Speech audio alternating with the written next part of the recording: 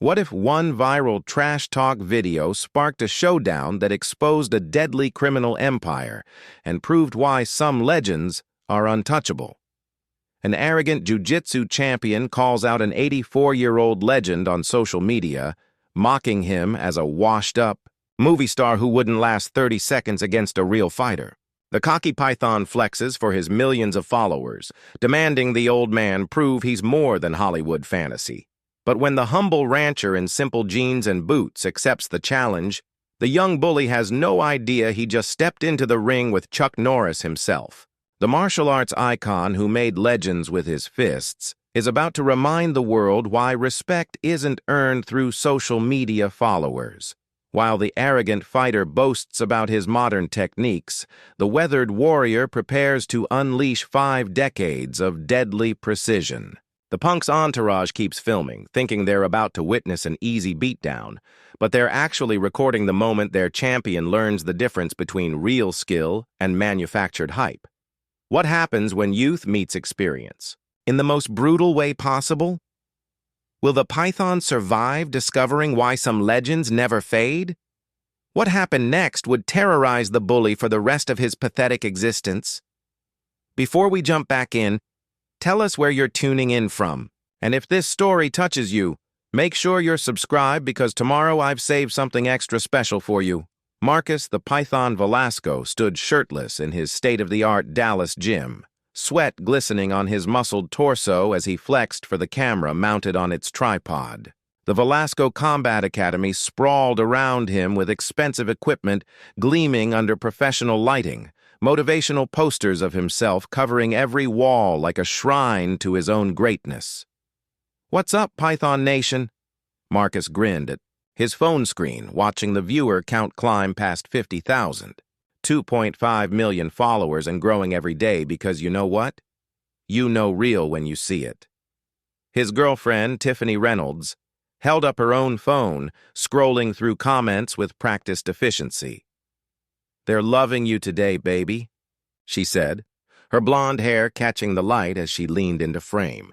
Jason says, "You're the future of fighting." Maria wants to know when you're coming to Phoenix. Marcus's manager, Jerry Kessler, circled the setup like a shark scenting blood. His expensive suit, pristine despite the gym's heat. "Tell them about the new sponsorship deal," Jerry whispered, sliding a note card into Marcus's view. "And remember, controversy creates cash." Marcus picked up a protein shake, the label perfectly positioned for maximum product placement. "You know what I was thinking about today? All these so-called legends living in the past. These dinosaurs who think their ancient martial arts mean something in today's world." He took a theatrical sip, his dark eyes scanning the comments flowing across Tiffany's screen. The gym's dozen members had stopped their workouts to watch the show, nodding along like disciples receiving wisdom. Marcus fed off their energy, his voice growing louder with each declaration. "I mean, seriously. When's the last time one of these old-school guys proved themselves against real competition? They're living off reputation and movie scripts, while real fighters like me are revolutionizing the game." A comment caught Tiffany's attention. "Someone's asking about Chuck Norris," she said, a hint of uncertainty flickering across her features. Marcus's eyes lit up like a predator spotting wounded prey. "Chuck Norris?" he laughed, the sound echoing off the gym's mirrors. "Perfect example. Washed-up movie star trading on 40-year-old fight scenes? That old cowboy wouldn't last 30 seconds against a real fighter." Jerry stepped closer, his promoter's instinct sensing opportunity. The dollar signs were practically visible in his calculating stare. "You know what?" Marcus stepped directly in front of the camera, his chest swelling with arrogance. "I'll say it right here, right now. Chuck Norris, you're watching this. If any of your grandkids show you how the internet works, I'm calling you out. One-on-one. No movie magic, no stunt doubles, just the python showing the world what happens when real skill meets Hollywood fantasy." The gym erupted in cheers from his sycophantic audience. Comments exploded across the screen so fast, they became a blur of excitement and controversy. That old dinosaur is too scared to step into a real ring with a champion like me, Marcus continued, his voice dripping with manufactured disrespect. Come on, Chuck. Prove you're more than just memes and marketing. Show the world the Texas Ranger can handle a real Texas fighter. Marcus ended the live stream with a cocky salute to his followers. Spread the word, Python Nation. Let's make Norris is finished trend worldwide. Within minutes, the viewer count had exploded past 500,000. Jerry was already working his phone, calculating promotional angles and revenue streams. The wall of championship belts behind them gleamed like gold, but none of them would shine as bright as the spotlight Marcus was about to step into. The morning sun streamed through the windows of Mabel's Diner in Navasota, Texas, casting long shadows across worn linoleum floors and red vinyl booths that had served the community for decades. In the corner booth sat a weathered man in his 80s, methodically working through eggs over easy and hash browns while reading the local newspaper. Chuck Norris looked like any other retired rancher in faded jeans, scuffed boots, and a simple blue button-down shirt that had seen better years. His gray hair was neatly combed, his face lined with age, but his blue eyes sharp as a winter sky. To the handful of morning regulars nursing their coffee, he was just another old-timer starting his day. Dorothy Patterson approached his table with a fresh pot of coffee and a concerned expression. At 67, she'd been serving breakfast at Mabel's for 20 years, long enough to know every customer's story and most of their troubles. Chuck, honey, you need to see this. She set down her smartphone with slightly shaking hands. Some young hotshots talking trash about you on the internet. It's got 2 million views already. Chuck set down his newspaper and accepted the phone without comment. The video played Marcus's entire rant, each disrespectful word delivered with increasing arrogance. Chuck's expression never changed. No anger, no surprise, just the same calm attention he'd give to a weather report. That boy sure is full of himself, Dorothy said, wringing her dish rag. You going to respond to this nonsense? Chuck handed back the phone and reached for his coffee cup. Some folks need to learn the hard way, Dorothy. Usually do eventually. But Chuck, he's calling you out on the internet. Millions of people are watching this garbage. Coffee is good today, Chuck replied, taking another sip. You changed the blend? At a nearby table, Tommy Rodriguez looked up from his textbook. The 19-year-old college student recognized the legendary figure immediately, but caught Chuck's subtle shake of the head.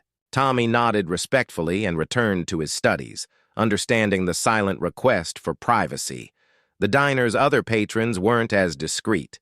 Martha Webb, 73 and never one to mind her own business, leaned over from the next booth. Chuck. Norris, that you? I just saw that video on my grandson's Facebook. That boy needs his mouth washed out with soap. Her husband Earl nodded vigorously. Damn shame. Young people today got no respect for their betters. You ought to teach him some manners, Chuck. Chuck folded his newspaper with precise movements. Manners are something you learn from your parents. Earl can't teach them to somebody who doesn't want to learn. But even as he spoke, Chuck was processing details from the video. The expensive gym, the entourage, the calculated nature of the provocation. This wasn't some kid shooting his mouth off for attention. This felt orchestrated, professional, dangerous. Dorothy refilled his cup without being asked. You know, in all the years you've been coming here, I've never seen you back down from anything that mattered. This mattered to you, Dorothy. It matters that some punk thinks he can disrespect good people and get away with it. My late husband, Bill, God rest his soul, would have said a man's reputation is all he really owns in this world. Chuck finished his coffee and left exact change, plus his usual generous tip on the table. Bill was a wise man. Give my regards to his memory. He walked to his pickup truck while Dorothy watched through the window, knowing she'd just witnessed something important. The truck's engine turned over with a reliable rumble, and Chuck drove toward his ranch on the outskirts of town. As the miles passed, Chuck considered the young fighter's challenge. Respect wasn't something you demanded. It was something you earned through actions, not words. But sometimes when disrespect went too far, action was the only response people understood. Jerry Kessler paced his Dallas office like a caged animal, his phone pressed to his ear while Marcus's viral video played on 4 different monitors. The view count had climbed past 3 million, and every ring of his telephone meant more money. Yes, ESPN. We're absolutely serious about this challenge, Jerry said, wiping sweat from his forehead with a monogrammed handkerchief. Chuck Norris versus the Python, it's the story of the century.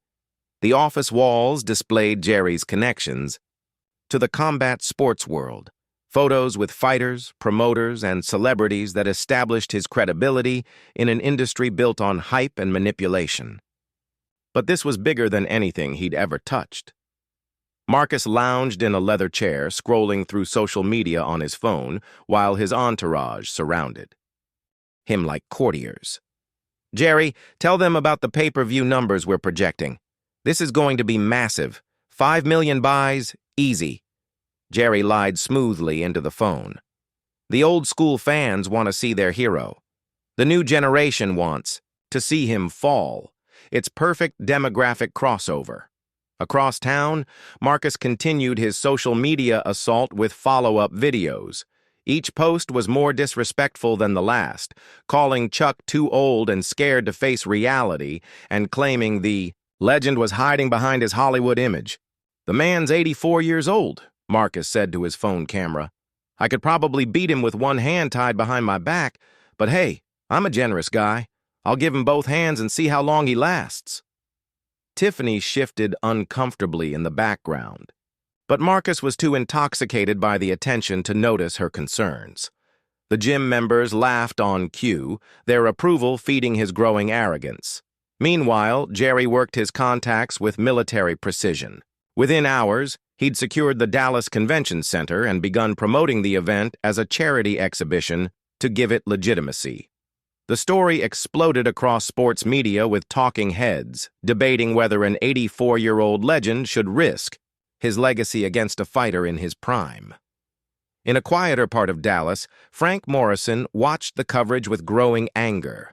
The 72-year-old Vietnam veteran owned a small traditional martial arts school where respect was the first lesson and humility was mandatory. He'd known Chuck during their military days and recognized what was happening. Frank picked up his phone and dialed a number he hadn't called in months. Chuck, it's Frank. You seeing this circus this kid's running? Hard to miss. Chuck's voice was calm, measured. There's something else you should know about this boy. He's not just some social media punk shooting his mouth off. My sources tell me he's connected to some dangerous people. Russian mob money, underground fighting circuits, the works. Chuck was quiet for a long moment. You sure about this, Frank? Sure as death and taxes. This kid owes money to Victor Klov. Remember that name from the intelligence briefings? He's running fight-fixing operations across 3 states. This challenge isn't about ego, Chuck. It's about money, dirty money. The implications hung in the air between them. What had started as a simple matter of disrespect was becoming something much more serious. This changes things, Chuck said finally. Damn right it does. But Chuck, knowing you like I do, this probably doesn't change your answer. Frank was right. It didn't change Chuck's answer at all. It just meant the stakes were higher than anyone realized. The media circus continued building momentum. But behind the cameras and headlines, darker forces were already moving pieces into position for a game with rules the public would never see. Chuck sat on his ranch porch as the Texas sunset painted the sky in shades of orange and gold. His phone pressed to his ear as Frank Morrison's intelligence background came into sharp focus. Victor Klov runs a tight operation. Frank continued, his voice carrying the weight of hard-earned knowledge. Fight fixing, money laundering, loan sharking, the full package. Your boy Marcus owes him somewhere north of $2 million from gambling debts and lifestyle loans. Chuck rocked slowly in his chair, processing the information. And this challenge is supposed to solve his money problems. That's the plan. Klov's people have been moving money on fixed fights for years. Big payouts when the outcomes are guaranteed. Frank paused. Chuck, this isn't just about teaching some punk respect anymore. These people play for keeps. The evening air carried the scent of mesquite and distant cattle, peaceful sounds that contrasted sharply with the dangerous game being described. Chuck had faced worse odds during his military years, but that was a lifetime ago when he was young and bulletproof. How long has this been building? Chuck asked. Months, maybe longer. Marcus started borrowing money to maintain his lifestyle. Fancy gym, expensive cars, designer everything. When the bills came due, he couldn't pay. Klov's not the type to write off bad debts. Chuck understood. Marcus wasn't just an arrogant fighter anymore. He was a desperate man backed into a corner by people who solve problems with violence. That changed the calculation entirely. Frank, I appreciate the intelligence, but you know this doesn't change what I have to do. I figured as much. Just wanted you to know what you're walking into. After hanging up, Chuck sat in the gathering darkness for another hour considering his options. The smart play was to ignore the challenge, let Marcus face the consequences of his choices. But the video had been seen by millions, and Chuck's silence would be interpreted as weakness or fear. More importantly, if Frank was right about the criminal connections, this was bigger than just one fighter's arrogance. It was about corruption in a sport Chuck had helped legitimize, about criminals using athletes as pawns in their schemes. Telling and preparing this story took us a lot of time. So, if you are enjoying it, subscribe to our channel. It means a lot to us. Now back to the story. Chuck picked up his phone and dialed Jerry Kessler's number, surprising the promoter with his calm, measured tone. Mr. Kessler, this is Chuck Norris. I understand your fighter wants to meet me in the ring. Jerry nearly dropped his phone. Mr. Norris, yes, absolutely. We're very excited about this opportunity. I have 2 conditions, Chuck interrupted quietly. All proceeds go to my Kickstart Kids Foundation, and this happens within 1 week. Yes, sir. Absolutely, sir. Whatever you need. 1 week, Mr. Kessler. Set it up. The line went dead, leaving Jerry staring at his phone in amazement. Within minutes, he was working his contacts with renewed frenzy, booking venues, and coordinating media coverage for what would become the most anticipated martial arts exhibition in decades. The news broke across social media like wildfire. Chuck Norris had accepted Marcus's challenge. The story exploded across every platform with fight fans and casual observers alike debating the wisdom of an 84-year-old legend stepping into the ring with a fighter in his prime.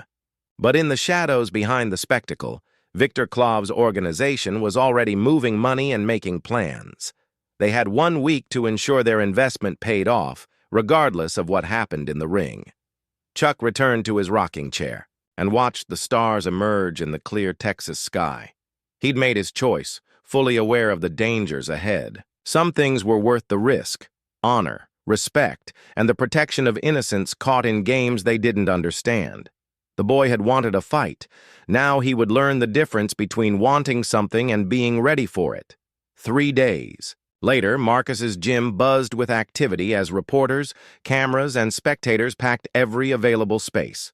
The Velasco Combat Academy had been transformed into a media circus with professional lighting rigs and camera crews, creating a maze of cables across the training mats. Marcus sat at a table covered with microphones from every major sports network, wearing a designer tracksuit that probably cost more than most people's monthly salary.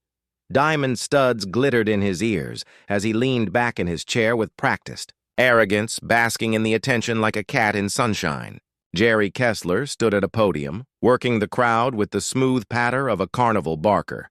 Ladies and gentlemen, thank you for joining us for what will undoubtedly be the most talked-about martial arts exhibition of the decade. Marcus rose from his chair and began demonstrating Brazilian jiu-jitsu techniques on willing training partners, each move executed with flashy precision, designed more for cameras than combat effectiveness. He flowed from arm bars to chokes to throws, his muscled frame moving with the fluid grace of a natural athlete. "This is what modern martial arts looks like," Marcus announced, transitioning into a complex submission hold. "Science, technique, athleticism, everything. Those old-school dinosaurs never learned because they were too busy making movies." A reporter from ESPN raised her hand. "Marcus, don't you think there's something inappropriate about an athlete in his prime challenging an 84-year-old man?" Marcus laughed, the sound echoing off the gym's mirrors. "Age is just a number until reality comes knocking. If Chuck Norris thinks he can step into a real ring with real consequences, that's his choice. I'm just going to show the world what happens when Hollywood meets Houston." "But what about the significant physical advantages you have?" pressed another journalist. "Advantages?" Marcus flexed his biceps for the cameras. "Lady, I've been training since I could walk. This is my life, my profession, my art. Chuck Norris hasn't been in a real fight since the Carter administration. The only advantage here is experience against inexperience. And guess which one of us has been tested by real competition?" Tiffany held up her phone, scrolling through social media responses in real time. The hashtags Python Power and Norris Challenge were trending worldwide, with fight fans and casual observers choosing sides in increasingly heated debates. Marcus returned to his chair, sweat glistening on his chest as he grabbed a sports drink. "You want to know the truth? I'm doing the old man a favor. Better to learn your limitations in a controlled environment than find out the hard way on the street." The crowd of gym members and hangers-on cheered their approval, feeding Marcus's ego with practiced enthusiasm. Jerry checked his watch and scanned the room, clearly expecting someone who hadn't arrived. "Where's Chuck Norris?" called out a reporter from the back. "Shouldn't he be here to respond to these claims?" Marcus shrugged with theatrical indifference. "Maybe he's too scared to face the music. Happens to a lot of guys when they realize their reputation is about to meet reality." Just then, the gym's main doors swung open with a soft creak that somehow cut through the noise like a blade. Chuck Norris entered alone, wearing simple blue jeans, scuffed leather boots, and a plain white shirt that looked like it came from any department store in America. The room fell silent so suddenly it was almost deafening.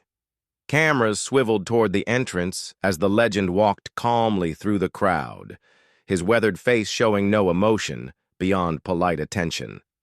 Marcus and his entourage stared at Chuck's humble appearance, then burst into laughter. "Look at this," Marcus said, loudly enough for everyone to hear. "Grandpa's playing dress-up for the cameras. You forget your cowboy hat at home, old man?" Chuck approached the media table with measured steps, his blue eyes taking in every detail of the room, the exits, the crowd composition, the location of potential threats. When offered a microphone, he accepted it with a slight nod.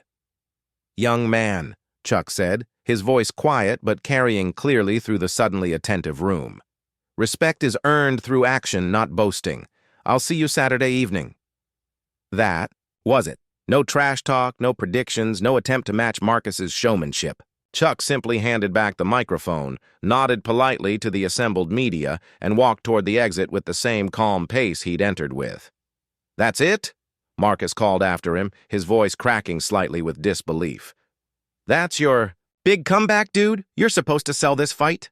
Chuck paused at the doorway and turned back, his gaze settling on Marcus with the weight of 8 decades of experience.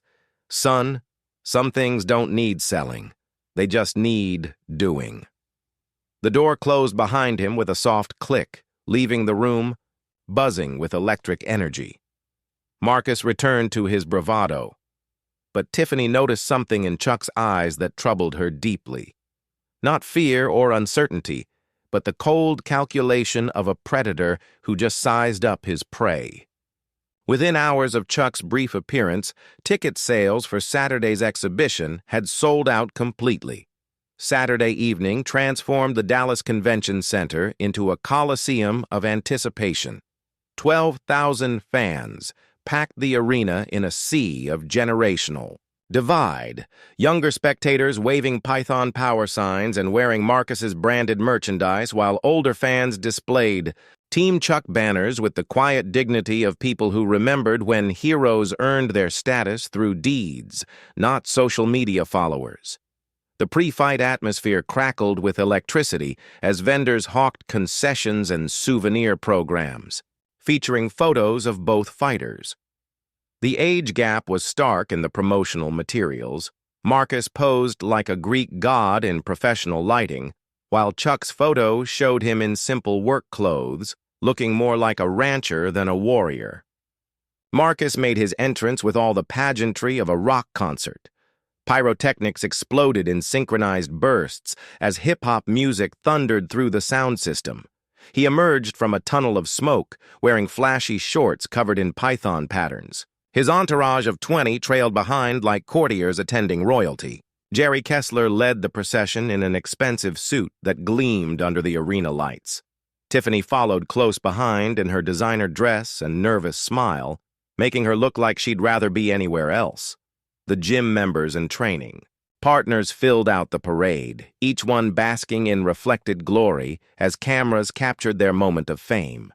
Marcus took 10 full minutes to work the crowd, flexing his muscles and shadow boxing for different camera angles. He climbed onto the ring ropes and beat his chest like a conquering warrior, drawing screams of approval from his younger fans, while older spectators watched with growing disapproval. What most observers didn't notice were the men in expensive suits scattered throughout the ringside area. Victor Klov's representatives had positioned themselves strategically around the arena, led by Dmitry Petrov, whose scarred face and cold gray eyes marked him as someone accustomed to violence. They watched the spectacle with the detached interest of businessmen monitoring an investment. Chuck's entrance provided a stark contrast. No pyrotechnics, no entourage, no theatrical posturing. He simply walked down the aisle wearing plain black trunks and a simple terrycloth robe, acknowledging the respectful applause from older fans with modest waves while maintaining his focus on the task ahead. The physical comparison was jarring. Marcus looked like a magazine cover model, all sculpted muscle and glossy perfection. Chuck appeared weathered by 8 decades of life, his lean frame showing the natural changes that come with age. But those who looked closely noticed details that suggested the surface didn't tell the complete story. The fluid way he moved, the perfect posture, the eyes that missed nothing. Bill Patterson, the referee, called both fighters to the center of the ring for final instructions. A respected veteran official with 30 years of experience, Patterson had seen every type of fighter and every kind of drama, but he'd never refereed a bout quite like this one. "Gentlemen, you know the rules," Patterson said, his voice carrying the authority of his position. 3 5-minute rounds, standard MMA regulations. Protect yourselves at all times and obey my commands immediately. Marcus bounced on his toes, like a thoroughbred eager for the starting gate, his youth and energy on full display. He threw casual punches at the air and grinned at the crowd, playing to the cameras that broadcast this moment to millions around the world. Chuck stood perfectly still, his breathing controlled and even, his expression calm as mountain stone. He showed no nervousness, no excitement, no emotion beyond quiet readiness. It was the stillness of a predator waiting for the perfect moment to strike. The opening bell rang with a sharp clang that cut through the arena noise. Marcus charged forward immediately, throwing a lazy jab while grinning at his supporters in the front row, confident in his overwhelming physical advantages and secure in his belief that this would be over quickly. But Chuck simply wasn't there anymore. He'd sidestepped the attack with minimal movement, his body flowing like water around Marcus's aggression. In the same motion, Chuck's right leg whipped up in a lightning-fast roundhouse kick that connected solidly with Marcus's ribs. The impact echoed through the arena like a gunshot. Marcus dropped to one knee, his face showing shock and genuine pain as his hand pressed against his side where Chuck's shin had found its mark. The crowd went silent, stunned by the speed and precision of Chuck's counterattack. For the first time since this whole circus began, Marcus looked up at his opponent and saw not the frail old man he'd expected, but something far more dangerous. A warrior who'd been holding back his true nature until the moment it was needed. Marcus struggled to his feet, one hand pressed against his bruised ribs where Chuck's kick had landed with surgical precision. The cocky grin had vanished, replaced by genuine concern as he processed what had just happened. The crowd's earlier excitement had shifted to shocked silence. Chuck stepped back, giving Marcus space to recover, his voice carrying clearly in the hushed arena. "This doesn't have to continue, son. Say the word and we'll call it here." But Marcus's pride had taken a harder hit than his ribs. "Lucky shot, old man," he growled, though his voice lacked its earlier confidence. "Let's see how you handle some real pressure." Marcus attacked with renewed aggression, attempting a double-leg takedown that would bring the fight to the ground where his Brazilian jiu-jitsu expertise could dominate. But Chuck's response was textbook karate, a precise knee strike that stopped the takedown cold, followed by a ridge hand strike that snapped Marcus's head back and left him staggering. "Technique without discipline is just aggression, boy," Chuck said quietly, his tone carrying the authority of a teacher correcting an unruly student. Marcus tried to circle, looking for an opening, but every movement was met with perfect positioning. Chuck's footwork was poetry in motion, each step calculated to maintain optimal distance and angle. When Marcus threw a wild hook, Chuck's counter was a straight punch that found its mark and sent Marcus stumbling backward. The younger fighter attempted a spinning heel kick, the kind of flashy technique that looked impressive on social media. Chuck simply ducked under it and delivered a palm strike to Marcus's solar plexus that doubled him over, gasping for air. Between rounds, Jerry Kessler made frantic phone calls from ringside, his voice hushed but urgent as he spoke in broken Russian to someone on the other end. His face had gone pale as he realized his fighter was being systematically dismantled by superior skill and experience. At the same time, FBI agent Tommy Rodriguez moved carefully through the crowd, his college student disguise allowing him to blend invisibly among the spectators. Through a concealed microphone, he coordinated with his handler while keeping watch on Dmitry Petrov and the other suspicious men in expensive suits. Frank Morrison sat in the crowd, his trained eye recognizing the signs of growing desperation. Among Klov's representatives, these men had bet heavily on a specific outcome, and Chuck's dominance was threatening to cost them millions in carefully orchestrated gambling schemes. Dorothy Patterson, who'd driven down from Navasota despite her fears, gripped her purse tightly as she watched Chuck work. She'd known him as a gentle, regular customer, but now she was seeing the warrior that legends were built around. The second round bell rang and Marcus came out more cautiously, trying to use his superior reach and conditioning to wear down his older opponent. But Chuck's stamina seemed infinite, his breathing still controlled, and even while Marcus was already showing signs of fatigue. Chuck began talking between exchanges, his voice calm and instructional. "Fighting isn't about proving you're the strongest, Marcus. It's about understanding yourself and your opponent." A perfectly timed sweep sent Marcus to the canvas where Chuck could have followed up with devastating ground strikes. Instead, he stepped back and allowed the younger fighter to regain his feet, showing a mercy that only frustrated Marcus further. "Stop playing with me!" Marcus shouted, his composure finally cracking under the pressure of sustained humiliation. "I'm not playing, son," Chuck replied. "I'm teaching. Whether you learn is up to you." Marcus launched himself forward in desperation, throwing a wild combination that left him off balance and exposed.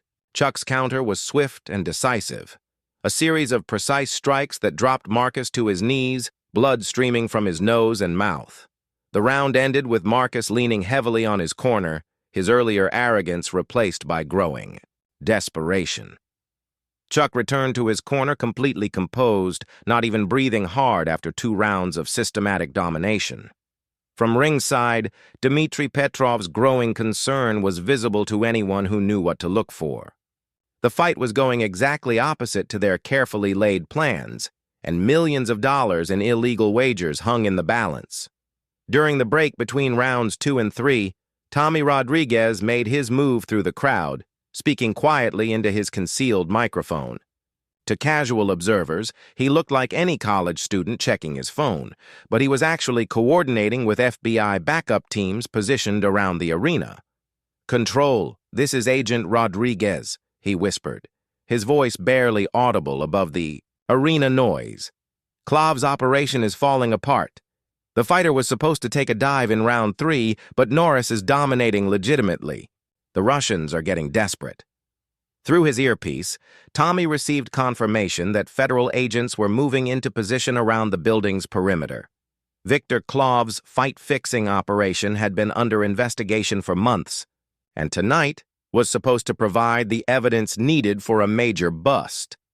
The criminal conspiracy was far more sophisticated than most people realized.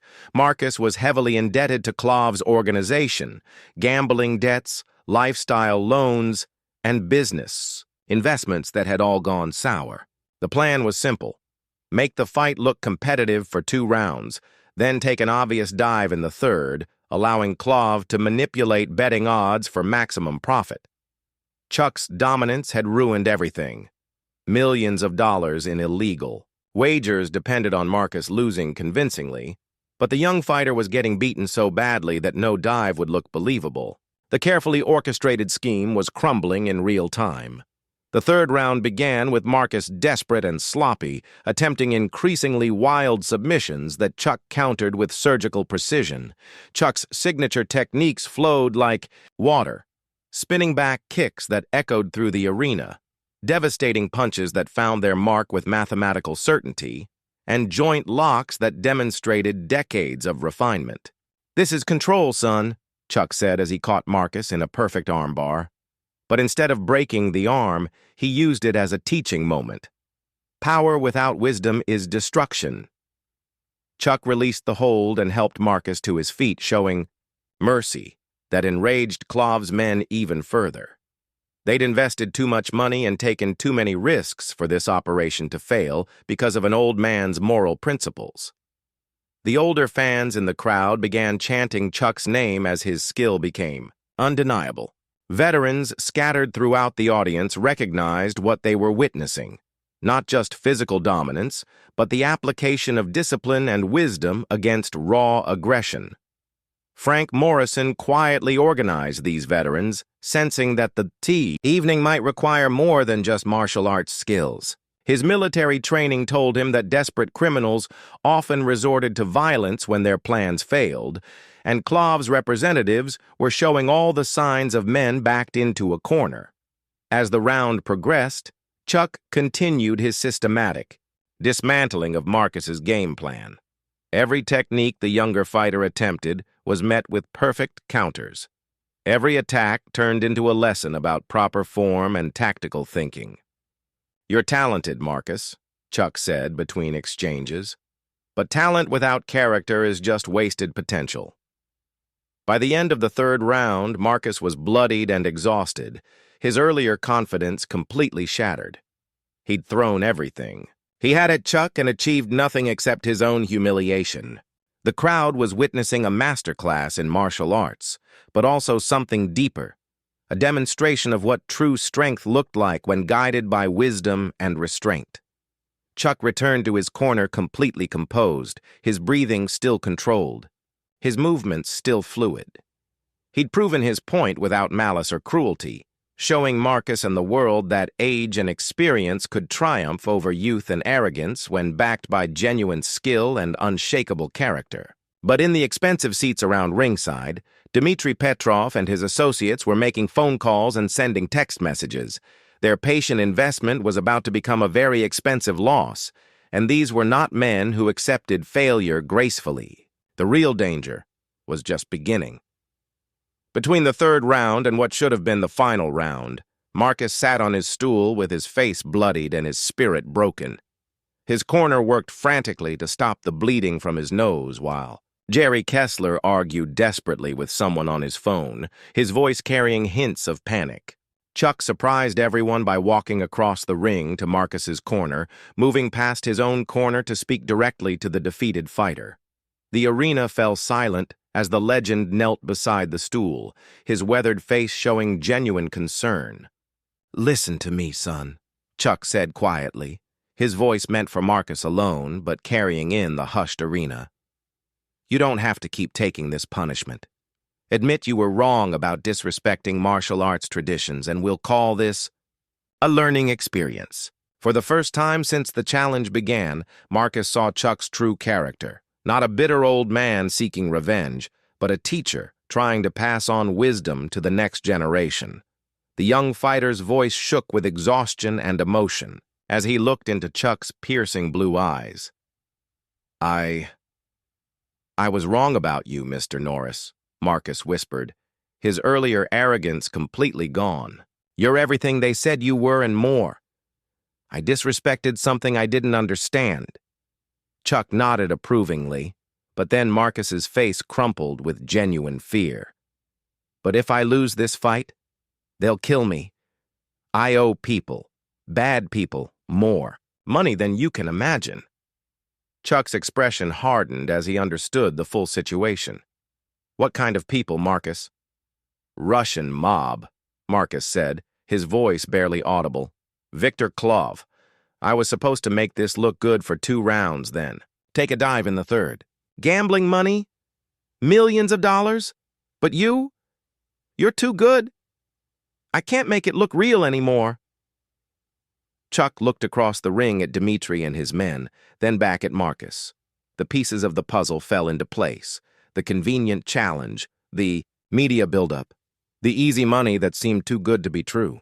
"Son, no one threatens a fighter in my ring," Chuck said, his voice carrying the quiet authority that had made him legendary. "No one." Marcus grabbed Chuck's arm desperately. "You don't understand. These people don't just break legs, they make examples. My girlfriend, my family, they'll hurt everyone I care about if this goes wrong." Chuck studied the young man's face and saw genuine terror beneath the earlier bravado. Marcus wasn't just an arrogant fighter anymore. He was a scared kid who'd made terrible choices and was facing consequences he couldn't handle alone. "Marcus, I need you to trust me," Chuck said. "Can you do that?" The bell rang for the 4th round, but instead of engaging Marcus, Chuck walked to the center of the ring and turned toward Dmitri Petrov's ringside position. The arena fell completely silent as Chuck spoke in a voice that somehow carried to every corner of the building. "You and your men need to leave," Chuck said, his calm tone somehow more threatening than any shouted challenge. "Now, this boy's learned his lesson, and that's all that matters here tonight." Dmitri stood from his ringside seat, his hand moving toward his jacket as he laughed with cold amusement. "Old man, you have no idea who you're dealing with." Chuck's voice dropped to a whisper that somehow carried throughout the now silent arena, his words carrying the weight of decades of experience and absolute certainty. "I'm Chuck Norris. That's all you need to know." The confrontation had shifted from a sporting event to something far more dangerous, as criminal elements revealed themselves and threatened not just Marcus, but everyone in the arena who might stand in their way. Dmitri Petrov's hand emerged from his jacket, holding a chrome-plated pistol that gleamed under the arena lights. The crowd's reaction was immediate and explosive. Screams of panic echoed through the convention center as 12,000 people suddenly realized they were witnessing something far more dangerous than a martial arts exhibition. But Chuck remained, perfectly still in the center of the ring, his hands at his sides, his weathered face showing no fear as he stared down the armed enforcer. The contrast was striking. A man in his 80s facing a trained killer with nothing but his own confidence and skill. Frank Morrison immediately began coordinating the veterans scattered throughout the crowd, his military training taking over as he organized an orderly evacuation while maintaining defensive positions. These men had served their country in various conflicts, and they recognized the signs of a situation spiraling toward violence. Dorothy Patterson, despite Frank's urgent gestures toward the exits, planted herself firmly in her front row seat. "I'm not abandoning Chuck now," she declared, with the stubborn loyalty of someone who'd watched too many friends run when things got difficult. Tommy Rodriguez revealed his FBI credentials and began directing panicked spectators toward emergency exits, while his backup teams moved into position around the building. What had started as a simple investigation into fight fixing had become a hostage situation with thousands of innocent civilians at risk. Klov's men, numbering 8 total, created a loose perimeter around the ring, while Dmitri kept his weapon trained on Chuck. The criminals moved with practiced coordination, suggesting this wasn't their first time threatening large groups of people to protect their interests. "Last chance, Python," Dmitri called out, his accent thickening with stress as the situation escalated beyond his control. "Take the fall right now, or we start shooting people until you do." Marcus, terrified but inspired by Chuck's courage, struggled to his feet and moved to stand beside his former opponent. "I'm done being afraid of you people," he said, his voice shaking but determined. "Chuck showed me what real strength looks like." Jerry Kessler cowered at ringside, his expensive suit wrinkled with sweat as he begged Dmitri not to involve him in the violence. "I just promoted fights. I didn't sign up for this." Chuck addressed the crowd through the arena's sound system, his voice carrying such natural authority that the panic began to subside into orderly movement. "Ladies and gentlemen, please move to the exits calmly. This will be over shortly." His confidence was so absolute that people actually began following his instructions, trusting in his ability to handle the situation despite being outnumbered and outgunned. The veterans Frank had organized formed protective corridors, helping families and elderly spectators reach safety while keeping watch on the armed criminals. As the arena gradually emptied, only the essential players remained: the fighters, the criminals, the FBI agents, and a few stubborn supporters who refused to abandon Chuck in his moment of greatest danger. Dmitri pointed his gun directly at Marcus's chest. "You've cost us everything tonight, boy. Millions of dollars, years of planning, respect we'll never get back. But if I can't have my money, I'll settle for your life." Chuck stepped between them, his weathered face showing no fear as he positioned himself directly in Dmitri's line of fire. The arena lights dimmed except for the ring lighting, creating a dramatic contrast between light and shadow as good-faced evil in its most elemental form. "You'll have to go through me first," Chuck said quietly, removing his robe to reveal the lean, powerful physique that had made him legendary. At 84, he might not have the raw power of his youth, but he still moved with the fluid grace of a master who'd spent 8 decades perfecting his craft. The arena fell silent except for Chuck's steady breathing and the distant sound of sirens as FBI reinforcements approached the building. 2 philosophies stood in opposition: corruption and integrity, fear and courage. The belief that might makes right against the certainty that some things were worth fighting for, regardless of the odds.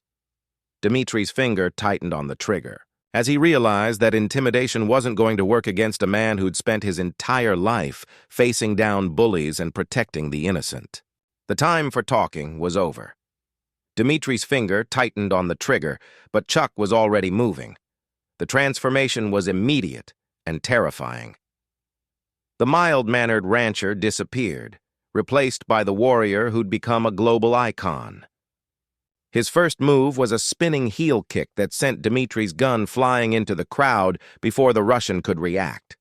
The 7 remaining enforcers attacked simultaneously, believing their numbers would overwhelm an elderly man regardless of his reputation. They'd never been more wrong about anything in their lives. Chuck moved like a man half his age, his body flowing with the deadly grace that had made him legendary. The first attacker came in low with a knife. Chuck's response was a ridge hand, strike that shattered the man's wrist and sent the blade clattering across the ring canvas. The second man tried a straight punch. Chuck slipped it easily and delivered a devastating uppercut that lifted the enforcer off his feet. Every technique was poetry in motion. Chuck's famous roundhouse kicks echoed through the arena like gunshots, each impact dropping an opponent instantly. His punches were delivered with surgical precision, finding nerve centers and pressure points with the accuracy that came from 5 decades of dedicated training. Frank Morrison and his veteran allies formed a protective perimeter around the ring, ensuring no criminals escaped while keeping the remaining spectators safe. These old soldiers recognized what they were witnessing, not just fighting, but the application of discipline and wisdom against chaos and violence. Tommy Rodriguez coordinated with FBI teams surrounding the building, but they were content to let Chuck handle the immediate threat. The federal agents had their weapons drawn and ready, but they could see that the legend needed no assistance against these common thugs. Marcus watched in absolute awe as Chuck demonstrated why legends become legendary. This wasn't about social media followers or flashy techniques. This was about decades of disciplined training, unshakable character, and the quiet confidence that came from knowing exactly who you were and what you stood for. Chuck's movements flowed like water around his opponent's attacks. A joint lock here, a pressure point strike there. Each technique chosen for maximum effectiveness with minimum effort. He wasn't showing off or seeking to humiliate. He was simply neutralizing threats with the calm efficiency of a professional. Within 2 minutes, 5 of Dimitri's men lay unconscious or incapacitated around the ring. The remaining 2 backed toward the exit, their earlier confidence evaporating as they realized they were facing something beyond their understanding. Dimitri himself had retrieved his gun and was backing toward the arena exit, nursing a broken wrist while screaming threats in Russian. "You have no idea what you've done, old man. Clov will burn everything you care about." Chuck followed at a measured pace, his breathing still controlled, his movements still fluid and purposeful. "Some things are worth protecting, Dimitri, even at the cost." The enforcer reached the exit doors just as they burst open to reveal Victor Clov himself, flanked by 2 more bodyguards. The crime boss's entrance brought a new level of danger to the confrontation. This was the man who'd orchestrated everything. The puppet master who'd turned Marcus into a pawn in his criminal enterprise. Clov surveyed the carnage of his defeated men with cold fury, his pale eyes taking in the unconscious forms scattered around the ring. He was powerfully built, despite his 55 years, his expensive suit unable to hide the violence that had built his empire. "You've cost me everything tonight, old man," Clov said, his accent thick with rage. "Millions of dollars, carefully laid plans, years of work building this operation." Chuck stopped 10 feet away, just outside the range of the bodyguard's weapons, but close enough to act if necessary. "Some prices are worth paying, Victor. Justice is one of them." The arena had become a battlefield between 2 philosophies: corruption and integrity, fear and courage. The belief that money could buy anything against the certainty that some things could never be purchased. Victor Clov stepped fully into the arena, his remaining bodyguards flanking him with professional precision. Both men were armed and alert, their eyes scanning for threats, while their boss assessed the situation with the cold calculation of a predator who'd survived decades in a violent business. "You've destroyed more than you know," Clov continued, his voice carrying the authority of someone accustomed to being obeyed without question. "This wasn't just about one gambling scheme, old man. This was about maintaining control over an entire network. Dozens of fixed fights, corrupted athletes, connections to organizations across 3 continents. Chuck listened without comment, his weathered face showing no emotion as Clov revealed the full scope of his criminal empire. But those who knew Chuck well could see the subtle signs, the slight tightening around his eyes, the almost imperceptible shift in his stance that suggested he was preparing for action. Marcus was just one piece of a much larger puzzle, Clov explained, pacing slowly while his bodyguards maintained their positions. Athletes drowning in debt, promoters hungry for easy money, officials willing to look the other way for the right price. "I've spent 15 years building this network, and you've exposed it all in one night." Marcus found his courage and stepped beside Chuck despite his injuries. I'm done being your victim, Clov. Chuck showed me what real strength looks like. It's not about money or fear or controlling people. It's about standing up for what's right, even when it's dangerous. Tiffany surprised everyone by stepping forward with her phone held high, its screen recording everything. "I've been documenting this entire operation for months," she announced, her voice steady despite the danger. "Every meeting, every payoff, every threat, it's all here, and it's already been uploaded to secure servers." Clov's mask of control slipped for the first time, revealing the violent criminal beneath the expensive clothes. "You little—" "She's under my protection now," Chuck said quietly, his tone carrying absolute finality. "As is Marcus, as is everyone in this building who came here expecting to watch a fair fight, not criminal theater." Tommy's FBI team was finally in position, with federal agents surrounding the building and closing off all escape routes. But Tommy knew that cornered criminals were the most dangerous kind, especially when they had nothing left to lose. Frank. Morrison positioned his veterans to protect the witnesses while anticipating the final violent confrontation. These old soldiers had seen enough combat to recognize when diplomacy was about to give way to force. Clov drew his own weapon, a large-caliber pistol that gleamed under the arena lights. "If I can't have my money and my network, I'll settle for destroying the man who took them from me." He aimed the gun directly at Chuck's heart, his finger steady on the trigger. 15 years of work, destroyed by one stubborn old fool who couldn't mind his own business. "Some things are worth more than money, Victor," Chuck replied, his voice calm despite facing certain death. "Honor, integrity, the protection of innocence. Those are things you can't buy or steal or corrupt." "Noble words from a dead man," Clov sneered. But something in Chuck's unwavering confidence gave him pause. The old man showed no fear, no desperation, no attempt to bargain or beg. He simply stood there, ready to face whatever came next, with the same quiet dignity he'd shown throughout the entire ordeal. The arena fell silent, except for the distant sound of sirens and the soft whisper of Chuck's controlled breathing. 2. Men faced each other across an unbridgeable philosophical divide, representing completely different approaches to power and strength. Clov's finger began to tighten on the trigger, but even as he did, he found himself wondering why Chuck looked so utterly unafraid. What did this old man know that he didn't? He was about to find out. Clov's shot went wide as Chuck executed a perfect diving roll, followed immediately by his most famous technique, a devastating roundhouse kick that connected with Clov's gun hand. The weapon flew across the ring as the crime boss staggered backward, his wrist clearly broken from the impact.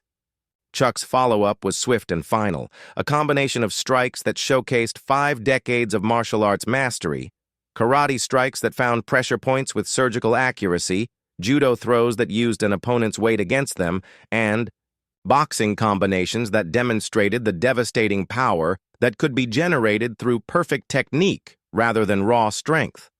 Clov had expected to face an elderly man trading on past reputation. Instead, he found himself overwhelmed by someone who'd never stopped training, never stopped improving, never lost the edge that had made him legendary in the first place.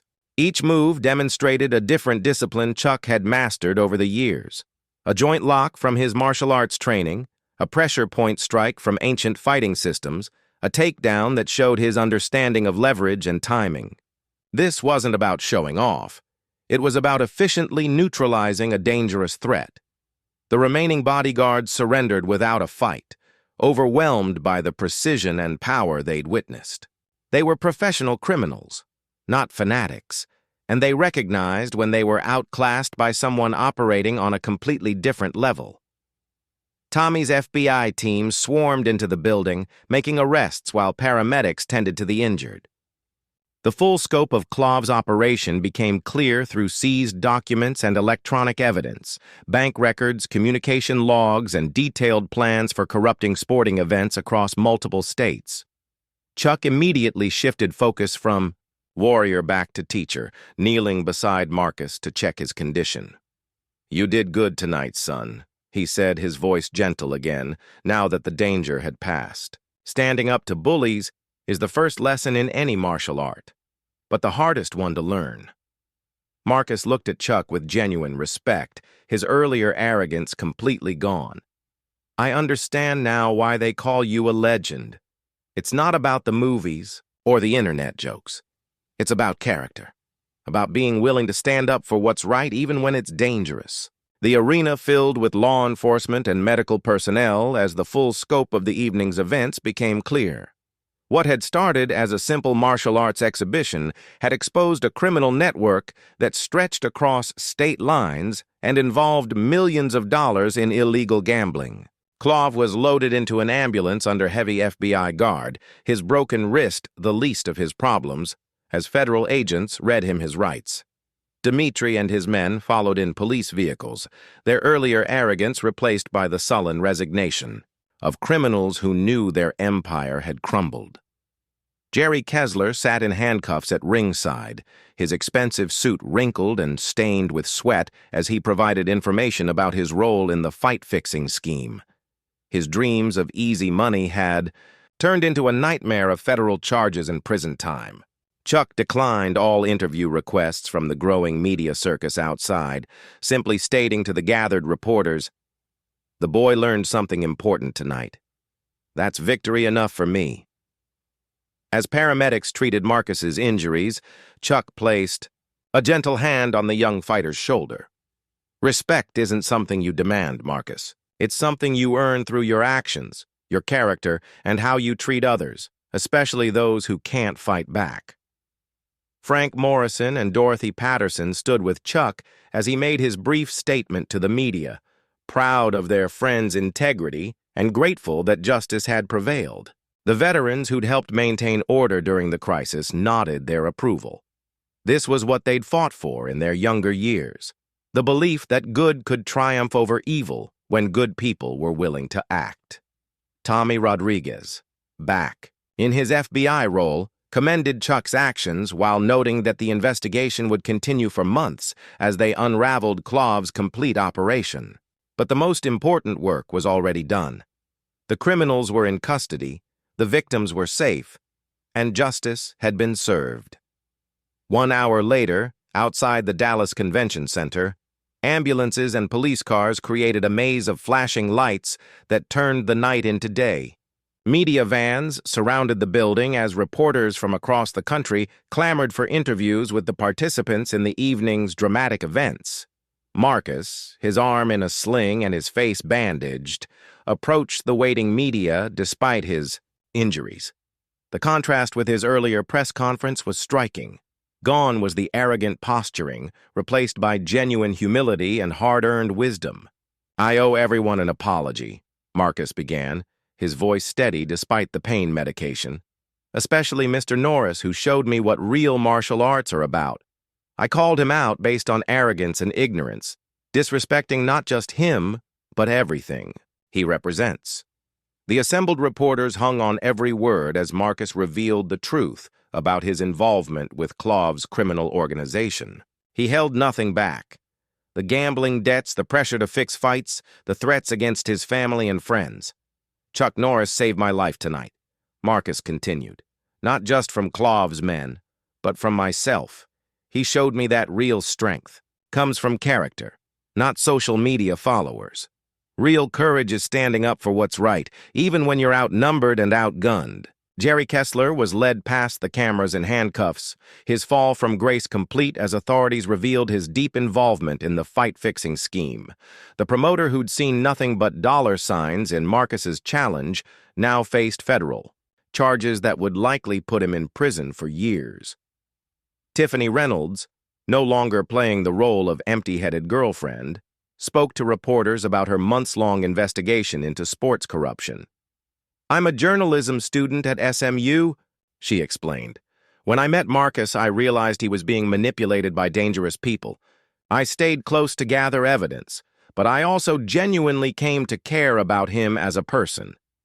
Her recordings and documentation would prove crucial in dismantling Clove's entire network, providing evidence of criminal activity across multiple states. and helping prosecutors build cases against dozens of corrupt officials and athletes. Chuck declined most interview requests, simply stating his position with characteristic brevity. Marcus showed real courage tonight when he stood up to people who'd been controlling his life through fear. That takes more strength than winning any fight. Frank Morrison stood beside his old friend, proud of Chuck's integrity, but not surprised by it. "I've known Chuck for 50 years, he told one persistent reporter. "Tonight's just another example of who he's always been, someone who protects people who can't protect themselves." Dorothy Patterson, who'd driven down from Navasota despite her fears, wiped tears from her eyes as she watched Chuck speak to the media. "He's exactly the same man who comes into my diner every morning for coffee and eggs," she said. "Quiet, humble, respectful to everyone. The only difference is tonight the whole world got to see what we've always known." Tommy Rodriguez, still maintaining his college student cover for operational security, provided updates to his FBI superiors while coordinating with local law enforcement. The investigation would continue for months, but the major players were all in custody, and the criminal network was effectively dismantled. As the media circus continued, Chuck quietly slipped away from the cameras and walked to his pickup truck. He'd said what needed saying, done what needed doing, and now it was time to return to the quiet life he preferred. Marcus watched from the arena steps as Chuck's taillights disappeared into the Dallas traffic. The young fighter sat surrounded by reporters and well-wishers, but his attention remained focused on the man who'd changed his life in one extraordinary evening. The viral video that had started everything seemed like ancient history now, replaced by footage of Chuck's heroic actions that would inspire a new generation of martial artists to pursue their training with the proper respect and humility. 1 week later, Chuck sat in his usual booth at Mabel's Diner in Navasota, reading the morning newspaper over black coffee and eggs over easy. The front page featured coverage of Victor Klov's conviction and the dismantling of his criminal network, but Chuck focused on the sports section, where a small article discussed the positive impact the exhibition had on traditional martial arts enrollment. Dorothy approached his table with fresh coffee and her characteristic warm smile. "You're famous again, Chuck," she said, setting down the pot. "That boy Marcus has been on every talk show this week, telling everyone what you taught him about respect and character." Chuck looked up from his paper with mild interest. "Good for him. Takes courage to admit your mistakes in public. Jerry Kessler got 5 years in federal prison." Dorothy continued, unable to hide her satisfaction. "And that Russian fellow Klov, they're saying he'll never see daylight again. Life sentence for racketeering, attempted murder, and about a dozen other charges. Justice has a way of working itself out," Chuck replied, reaching for his coffee cup. "Usually takes longer than we'd like, but it gets there eventually." The diner's morning crowd included several new faces. Young people who'd driven from Dallas, and Houston, hoping to catch a glimpse of the legend who'd reminded the world what real martial arts looked like. Chuck acknowledged their presence with polite nods, but maintained his privacy, preferring to let his actions speak louder than any words. Tommy Rodriguez entered and took his usual table, back to being a college student, but now carrying himself with the quiet confidence of someone who'd seen justice prevail against long odds. He raised his coffee cup in a subtle salute to Chuck, who returned the gesture with a slight smile. Frank Morrison joined Chuck's table, sliding into the opposite booth with the easy familiarity of long-time friendship. "Marcus called me yesterday," he said without preamble. "Wants to start training at my school. Says he needs to learn martial arts the right way this time." Chuck considered this information while buttering his toast. "Think he's serious about changing?" "Dead serious. Kid's been humbled in the best possible way. Plus, having your life threatened by Russian mobsters tends to clarify your priorities." As they talked, Chuck noticed a familiar figure approaching the diner entrance with obvious nervousness. Marcus Velasco stood outside the front window wearing simple clothes and carrying himself, with newfound humility, clearly gathering courage to enter. Dorothy noticed him too and looked to Chuck for guidance. Chuck simply nodded toward the door, and Dorothy went to greet the young man with maternal kindness. "Mr. Norris," Marcus said as he approached the table hesitantly, his arms still in a sling from their fight. "I was wondering if I could ask you something." Chuck gestured to the empty seat beside Frank. "Sit down, son. Coffee?" "Yes, sir." "Thank you." Marcus settled into the booth carefully, still recovering from his injuries. "I've been thinking all week about what you said in the ring about respect being earned through actions, not words. And I want to learn the right way this time, about discipline, respect, what it really means to be a martial artist instead of just someone who knows how to fight." Chuck studied the young man's face, looking for the sincerity that would determine whether this transformation was genuine or just another performance. What he saw satisfied him. The arrogance was gone, replaced by the humble eagerness of a student ready to learn. "Frank runs a good school," Chuck said finally. "Traditional values, proper respect, hard work. You interested in doing things the difficult way?" "Yes, sir. I'm done taking shortcuts." Chuck allowed the hint of a smile to cross his weathered features. "Respect is the first lesson, Marcus. Looks like you've already learned it." He gestured to the empty seat across from him. "Sit down, son. Let's talk about what real strength means." The story ended with Chuck returning his attention to his newspaper, as Marcus sat down eagerly, ready to begin his genuine education. Dorothy refilled both coffee cups with a knowing smile, understanding that she was witnessing something important, the passing of wisdom from one generation to the next. Outside the diner window, the Texas morning sun rose over the small town that had hosted the beginning of their unlikely friendship, casting long shadows that would eventually give way to the clear light of a new day. Up next, we have 2 more incredible stories that are waiting for you. Just click the image you want to watch, and it will take you there.